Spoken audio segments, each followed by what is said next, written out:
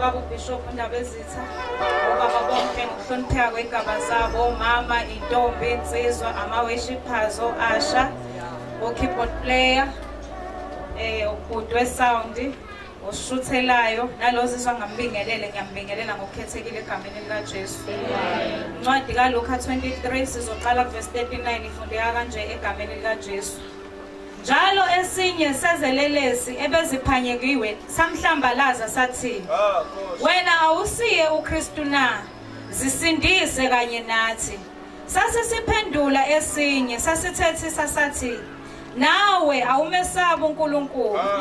Ingani ukulokhu kulahlwa nawe na? Thina kambe ngokufaneleyo ngokuba samukela okulingene nesikwenzile. Kepha lo akenzanga lutho lubi. Sase sithi, Jesu ngikhumbule nxa usufikile embusweni wakho. Wathi kuso, ngiqinisile ngithi kuwe, namuhla uza kuba nami eparadise. Amen. Amen.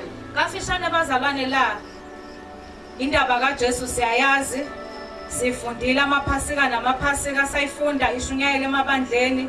Kodwa la khulunywa ngezelelesi ezimbili bazalwane, uJesu ayibethele kanye nazo ukuthi kwasisebese siphambanweni.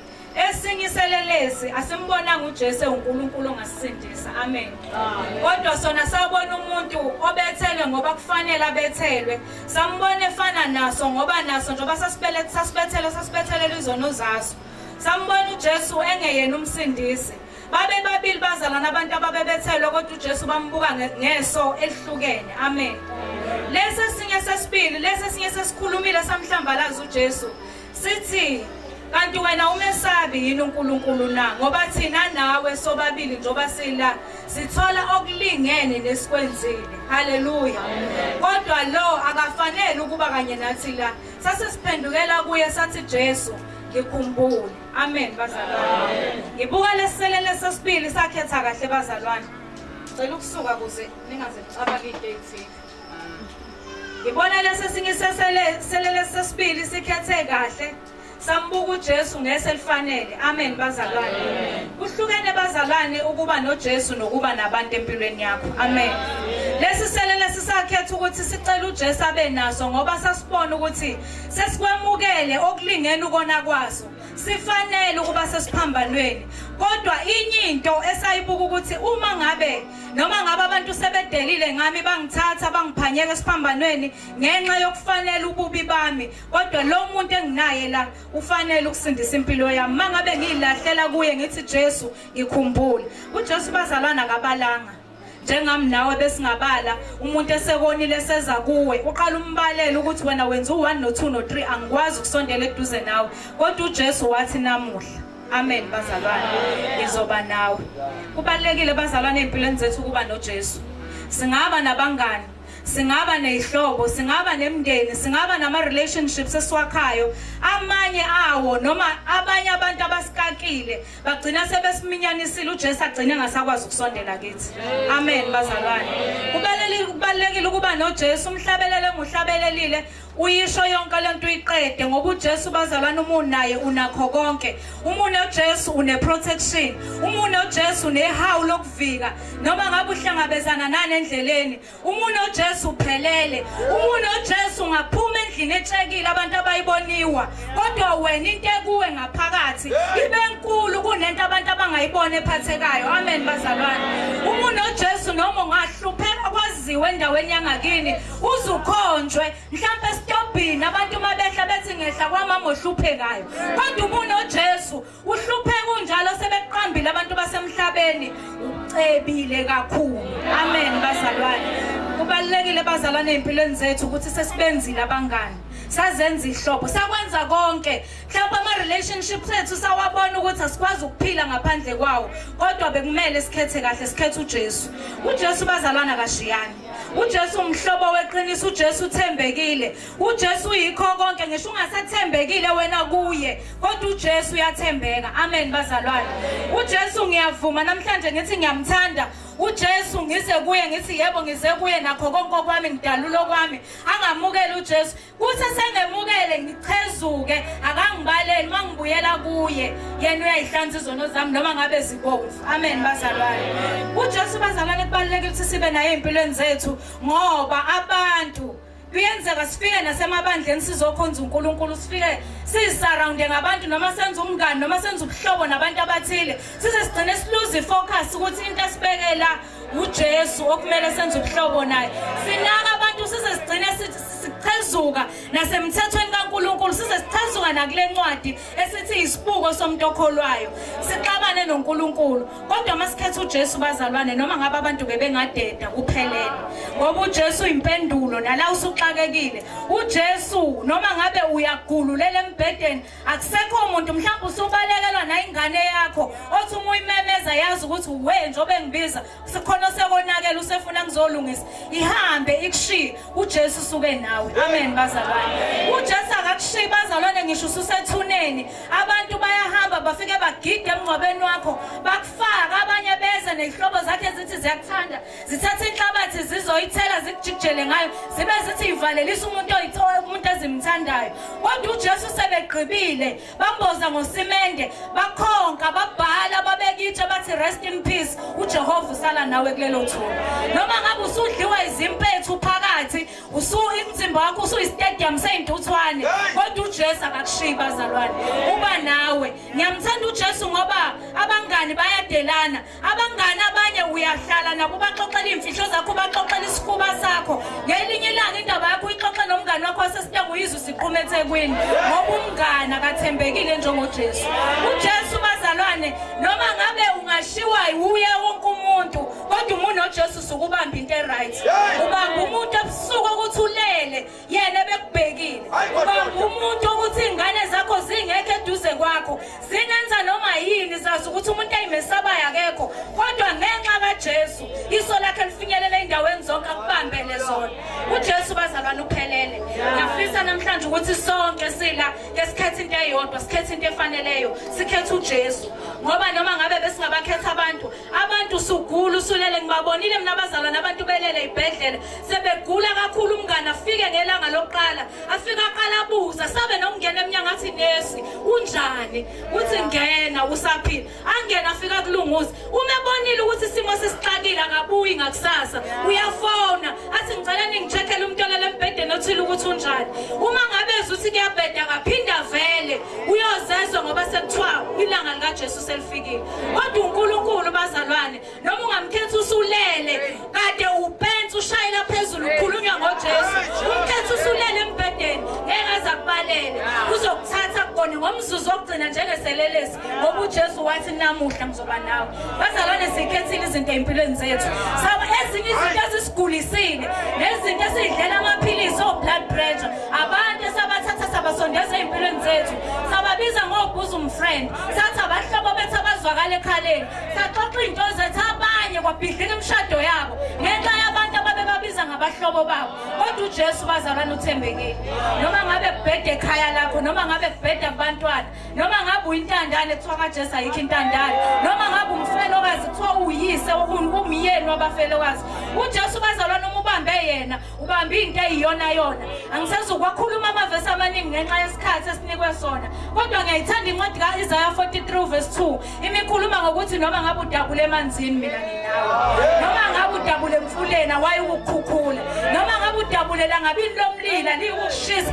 kuze kuthiwe ngisho intuthu yawo ngeke izikushisa amen bazalwane ngiyayithanda nencwadi kaGenesis 15 verse 20 imikhuluma uthi mina nginawe bazalwane kubalekile ukuba noJesu noma ngabe usunezinto zonke noma ngabe unemfuyo eningi noma ngabe unezinto eziphathekayo uyabona ukuthi uphelele wena empilweni uright kodwa ngaphandle kwaJesu bathi belele abalele endlini ezijekile noma bangenalutho balala ubuthongo kuse wena unezinto zonke ngoba unaJesu ukuphela ubuthongo ebusuku uqalaze ucabanga into zakho nazo ukuthi kazazebiwe yini kanti noma unganazi izinto uma uyibiyele ngomuntu oyena yena uJesu uthulele ebusuku yena bekugadela into zakho amen bazalwane kunendaba abazalwane ngithanda kakhulu engicela ukuvala ngayo kodwa nisibulele ngesikhathi kunendaba engicela ukuvala ngayo bazalwane okuthiwa ngelinye ilanga kwakunendoda ethile ezweni elithile.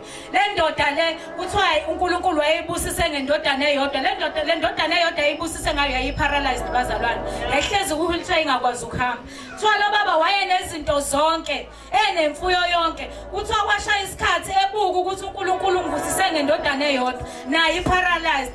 Yonke lento yami enginayo ngizoyenza njani? Kuthiwa bazalwane wayecabanga lo baba lento wazi wagcina segula ephathwa isifo senhliziyo ecabanga le ndaba ukuthi yonke lento yami kusho ukuthi mina mangifa iyothatha usiwe intandaleni ngoba nansi yami indodana ihlezi esihlalweni. Kuthiwa bazalwane washona lo baba esibhedlela ngenxa yesifo senhliziyo. Uthe seshonile wangcwatshwa kwadlula umncwabo wakhe waqhamuka umuntu thizeni wayibiza ngokuthi ummeli wakhe wamemezela wathi kune auction sale sidayisa impahla zika Mr. Soren so wayaziwe endaweni edumile. Kuthiwa abazalwane isikhathi esashiwo sathi sishaya bonke abantu babegcwele khona ngoba bejaha ukuzothenga impahla. Njengoba thina abazalwane kuthiwa inkonzo 9 sifika ngo10 ngoba kukhona utho oluphathekayo esilibonayo ukuthi sizolithola kuJesu. Kodwa abantu basemhlabeni babuka imfuyo lomuntu ayenayo bathi asifike isikhathi singakashayi ukuze kuthi mangabe kudayiswa omunye sebukile ukuthi mina ngifuna ukuthi ukuze ngikuthenge kuqala. Amen bazalwane. Kuthiwa wafika lo baba lo wayephethe le auction sale wamemezela wathi kuyaqala ukudayiswa. Kuthe sekuthiwa kuyaqala ukudayiswa wathi kodwa before sidayise yonke lo muntu lento yomuntu yonke into lo muntu anayo sicela uqale ngidayise nganayo indodana yakhe. Sakhishwa isithombe sayo ngoba yayingakwazi ukuyihambela. Yavezwa kwi-frame kwathiwa nayo indodana. Aqale kudayiswa yona before kudayiswa izinto ezikababa. Bonke abantu bazindela bathi asikwazi ukuthenga umuntu ohamba ngesihlalo. Sizomenzani thina? Kuthiwa wamemezela lo baba kwaze kwaphela i-hour. Kungekho umuntu oqhamukayo ngoba babona isimo sendodana. Kwaze wasuka umuntu owayidelelekile owaqhamuka lapha ekhoneni wathi kulungile mina ngiyayithenga indodana ukuze sikwazi ukuqhubeka nalento. Kuthiwa kuthe sesho njalo wathi lo baba ummeli i-auction sale ayisekho. Usayithengile indodana. Njengoba ethenga indodana zonke izinto zalo baba yezakhe. Ngoba uthathe indodana yalo baba. Amen. Ngithina bazalwane lo baba lo yena wayethi uyenza ukuze kuqhubeke nemfuyeni yasemhlabeni naye akwakumbi iphakethe ethi uzothenga kanti akazi ukuthi usethola yonke into. Amen bazalwane. Lo baba wakhetha into right noma abanye babeyibuka idelelekile babuka ukuthi usehlalweni usodinga simphile usodinga simthathe simuse toilet usodinga simgeza. Kodwa lo baba ngenxa yokuyidela wathenga indodana wathola yonke imfuyo yalo baba. Nasibazalwane emini ake sikhethe ukuthatha uJesu. Uma sithatha uJesu nakho konke nalezi izinto kusaba ukuyikhuleka uyicele phambi kwabantu makuthiwa kuyathandaza. uJesu zazi ungakayiphimiseli unamandla okupha noma ungayicelile. Asikhethe uJesu bazalwane masikhethe uJesu sikhethe into ekahle. uJesu uphelele. uJesu unamandla okulungisa isimo sasekhaya lakini osibonayo ukuthi siyabheda siyaziwe endaweni. uJesu unamandla okuqondisela izingane zakho osuyibonile ukuthi hayi sesingihluphile ngidlulekile. uJesu unamandla phezu kokugula okusegazini lakho. Odokotela mhlawumbe basemhlabeni ama-specialist oyekuthenga ukuthi ngiphethe ikhadi le-medical aid bona bakutshela ukuthi sihlulekile ayisakho into esingayenza. Kodwa uJesu unamandla okulapha izifo zethu. Emini namhlanje ngifisa ukukhuleka nabantu abathi siyamthatha uJesu namhlanje. Noma ngabe wamvuma wathi umthatha njengenkosi nomsindisi kodwa ubungenakho lokhu ukuqonda ukuthi uma uphethe uJesu unani empilweni yakho. Ngithi-ke bazalwane ke sikhethe kahle emini sikhethe kuyikhona khona babuzungu. Ngicela uhlale phansi sengizobiza abazalwane sikhuleke. Ngicela abazalwane abathi ngikhetha ukuba noJesu. Noma ngabe ihlobo ziyangidela noma ngabe obani bayangidela kodwa mangizosala noJesu ngiphelele ngizobe ngisele nento eyiyona yona. Mangabe bekhona abanjalo uma bengekho ngizokwehla ngimela ngicela ubabishop azokhulekela mina ngoba mina abazalwane uJesu ngiyamdinga empilweni yami. Ngiyazi ukuthi noma ngabe bengingaba nani iqanjwe igama noma ngabe bengingabona ukuthi ngiphelele nenginakho kodwa uma uJesu nginemkhetho ukuthi abe nami. Ngoba uthi uDavid emethandaza uthi noma ngihambe esigodini sethunzi lokufa anginalo uvalo ngokubi ngoba yena unami. Uma abazalwane uJesu enathi noma ngabe kuthiwa ekhaya lakini kimi uyabona ukuthi sekuyabheka. Uyabona manje sengibabikela abazalwane bakhulekile nabanezimali abakwazanga ukungisiza. Kodwa uma ucela uJesu uthi Nkosi kulesi simo ngenelela wena ube nami, ngiyacela ukuthi ube nami. Uma ekhona abazalwane osho njengami mina othi nami ngiyamcela uJesu ukuthi abe nami phezu kwesimo sami, abe nami emsebenzini wami, abe nami.